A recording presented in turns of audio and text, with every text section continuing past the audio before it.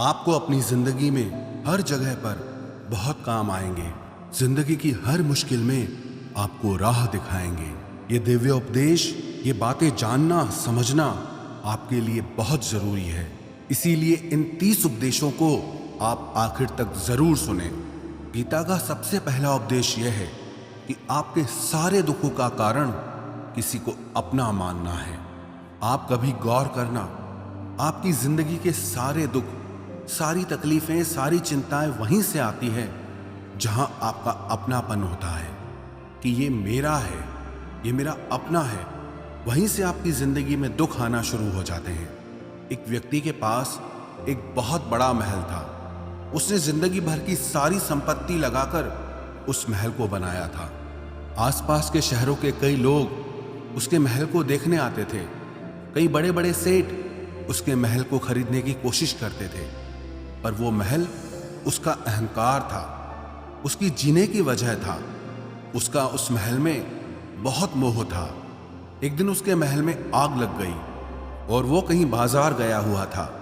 जब वो घर लौट कर आया तो उसने देखा कि मेरा महल आग में जल रहा है। अपने घर को आग में जलता हुआ देखकर उसे इतना दुख हुआ। उसने कहा, अगर ये महल नहीं रहेगा तो मैं भी जिंदा नहीं रहूंगा। अगर मेरा महल ही जल रहा है तो मैं जी के क्या करूंगा। वो भी उसी आग में छलांग लगाने की कोशिश करने लगा। तो किसी ने उसे रोक लिया कि भाई, ये जो तुम्हारा महल है, इस महल का सौदा कल तुम्हारे बेटे ने किसी के साथ कर लिया है। जब उसे पता चला कि ये महल अब मेरा नहीं रहा, किसी और का हो चुका है, तो उसकी सारी चिंता खत्म हो गई। जैसे और लोग उस जलते हुए महल को देखकर तमाशा देख रहे थे, वैसे ये भी खड़ा हो गया। इतनी ही देर में उसका बेटा आया। वो अपने बेटे को देखकर बहुत प्रसन्न हुआ। उसे आशीर्वाद देने लगा कि तेरे जैसा बेटा तो बहुत भाग्यों से मिलता है। तूने तो मेरी जिंदगी बचा ली। आज इस घर में आग लगी है और तूने कल ही इसका सौदा कर दिया। वो अपने पिताजी से कहने लगा कि पिताजी, मैं इस महल के सौदे के लिए बात तो करने गया था, पर सौदा अभी पक्का हुआ नहीं है। जब उसके पिता ने यह सुना कि अभी इस महल का सौदा हुआ नहीं है, तो वो फिर फूट फूट के रोने लगा। फिर अपनी छाती पीटने लगा। महल वही है, इंसान वही है, लेकिन जब महल मेरा है तब वो दुख भी देता है, खुशी भी देता है। लेकिन जब वो मेरा नहीं है, उससे मेरा कोई रिश्ता नहीं है, तो सारे दुख ही खत्म हो जाते हैं। ऐसे ही जिंदगी में जब किसी जगह को, किसी इंसान को, किसी रिश्ते को, किसी काम को हम अपना मान लेते हैं, मेरा मान लेते हैं, तो वहीं से ही सारे दुखों की शुरुआत होती है, वहीं से हर तकलीफ की शुरुआत होती है। तो श्रीमद् भगवद गीता का पहला उपदेश यही है कि आप जैसे ही किसी को अपनी जिंदगी जीने की वजह मान लेते हो कि इसके बिना तो मैं जी ही नहीं सकता, तो वो चीज, वो इंसान, वो काम आपको बहुत दुख देता है। गीता का दूसरा उपदेश यह है कि अवश्यमेव भोक्तव्यम कृतं कर्म शुभाशुभम, कि आपने कोई भी कर्म किया हो उसका फल आपको जरूर भोगना पड़ेगा।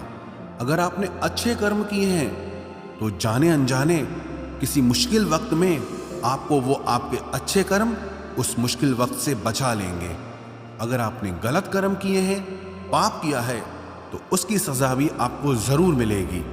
वो इंसान कितना ही छुप कर कर्म करे, चाहे वो कितना ही चालाकी से कर्म करे, लेकिन कहते हैं कि उस परमात्मा के, ईश्वर के चारों तरफ कैमरे लगे हुए हैं।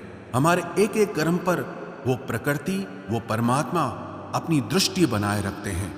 हमारे एक एक कर्म का हिसाब होता है। एक गांव में 2 मित्र रहते थे। उन दोनों ने विचार किया कि इस गांव में हम धन नहीं कमा पा रहे। वो दोनों धन कमाने के लिए शहर में चले गए। कुछ वर्ष वहां रहकर उन्होंने काफी धन कमाया। फिर सोचा कि अब हम अपने घर वापस चलते हैं, पर्याप्त मात्रा में हमने धन कमा लिया है। उस समय पे यातायात की इतनी सुविधाएं नहीं होती थी। वो अपने बैलों पर ही यात्रा कर रहे थे। चलते चलते मार्ग में रात हो गई, तो उन्होंने विचार किया, आज रात हम यहीं विश्राम करते हैं। एक मित्र ने कहा कि मैं यहाँ पर रहकर धन की रक्षा करता हूँ, तुम बाजार जाकर भोजन की व्यवस्था कर लो। जब वो मित्र बाजार गया तो उसके मन में पाप आ गया।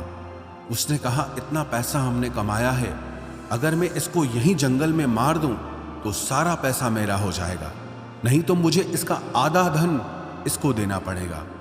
मन में ये खोट आने पर उसने अपने मित्र के खाने में जहर मिला दिया, और जब वो खाना लेकर के अपने मित्र के पास गया, उसका मित्र वो जहर वाला खाना खाकर वहीं पर उसकी मृत्यु हो गई। वो व्यक्ति सारा धन लेकर के अपने घर वापस आ गया।